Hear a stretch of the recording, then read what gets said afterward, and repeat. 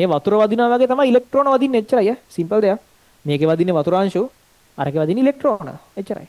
ඉලෙක්ට්‍රෝන ගිහිලා වැදුනම ඉලෙක්ට්‍රෝන චාලක ශක්තිය අරයට යනවා. මෙතන වතුර වැදුනම වතුර චාලක ශක්තිය මෙයාට යනවා. දෙකම එකයි. ඉලෙක්ට්‍රෝන කියන්නේ භෞතික දේවල්නේ. ස්කන්ධයක් තියෙන පරිමාවක් තියෙන භෞතික දේවල්. මෙතන ජලාංශු වදිනවා අතන ඉලෙක්ට්‍රෝන වදිනවා. මෙතන H2O අණු වදිනවා අතන ඉලෙක්ට්‍රෝන වදිනවා එච්චරයි. නේද? ධාරාව කියන්නේ හිම අර භෞතික නොවන අමුතු දෙයක් නෙමෙයි භෞතික දෙයක්. එතකොට වතුර අංශු වදිනවා වගේ තමයි ඉලෙක්ට්‍රෝන වදින්නේ. එතකොට මේ ඉලෙක්ට්‍රෝන වදින එකෙන් මේ ඉලෙක්ට්‍රෝන වල චාලක ශක්තියෙන් ප්‍රමාණයක් මෙයාට යනවා.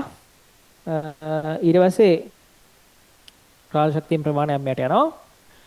ඊටු ටික මේ වතු ප්‍රවාහය වෙනස් වෙන්නේ නැහැ. කියන්නේ රේට් එක ගැලීමේ ශීඝ්‍රතාවය වෙනස් වෙන්නේ නැහැ. මොකද ඒක බටෙන් තේරුම් ගන්න පුළුවන්. මෙතනින් තප්පර ලීටර දෙයක් කියනවා. මෙතනින් තප්පර ලීටර දෙයක් එළියට යන්න ඕනේ.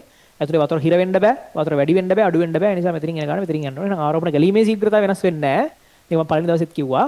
ගැලීමේ ශීඝ්‍රතාවය වෙනස් වෙන්නේ නැහැ. මෙතනින් යම් ප්‍රමාණයක් ශක්තිය මෙයාට යන එකයි වෙන්නේ. කොච්චරක් ශක්තිය යනවාද කියන එක හොයාගන්න පුළුවන්.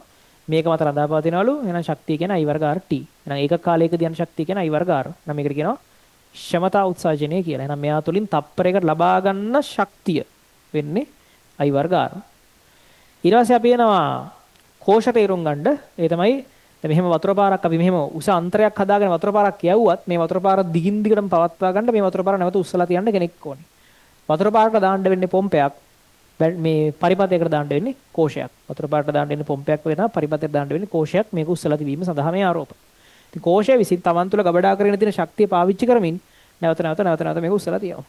කීප වතාවක් උස්සලා තිබ්බට පස්සේ යාට ඉතින් වැඩේ කරගන්න බැහැ. සාමාන්‍යයෙන් කෝෂයකට අපි තුමු ලක්ෂ පාරක් ඔන්නම් උස්සලා තියන්න පුළුවන් ආරෝපණයක් ඒ විදියට. ඊට පස්සේ ඉතින් යා ඉවරයි. අයියාව charge කරලා තමයි පාවිච්චි කරන්න වෙන්නේ. හරිද? ඒ වගේ. එතකොට මේ තමයි කෝෂයක පරිබත් සංකේතය ධනාග්‍රය ඍණාග්‍රය මේ බාහිර පෙනුම රසායනික කෝෂයේ සාමාන්‍ය බැටරියක් ගත්තොත් වියලි කෝෂයක් ගත්තොත් ඊට පස්සේ මේ තියෙන්නේ වෝල්ටේජ් එක මේ තියෙන්නේ මේ තියෙන විභවාන්තරය විද්‍යුත්ගාමක බලය මේ තියෙන අභ්‍යන්තර ප්‍රතිරෝධය. විද්‍යුත්ගාමක බලය කියන්නේ විභවාන්තරයක්ම කියන එක මම කිව්වා මෙතනින්. විද්‍යුත්ගාමක බලය කියන්නේ විභවාන්තරයක්ම තමයි. ඒතර විද්‍යුත්ගාමක බලය කියලා කියන්නේ ඒකක ආරෝපණයක් ඍණාග්‍රේසර ධනාග්‍රේසර ගෙනාමේදී කරන කාර්යය. විද්‍යුත්ගාමක බලය කියන්නේ. අභ්‍යන්තර ප්‍රතිරෝධය කියලා එකක් තියෙනවා. ඒතරේ තියෙන කොටස් නිසා තියෙන ප්‍රතිරෝධයක්. ඒක මෙහෙම දක්වා ගන්න පුළුවන් නැත්නම් මෙහෙම දක්වා ගන්න පුළුවන්. පරිපතයකදී වෙන්නේ ඒතර මොකද්ද? මේ පරිපතය කියන්නේ නිකන් හරියට මේ පොම්පේ කියන්නේ මේ බැටරිය.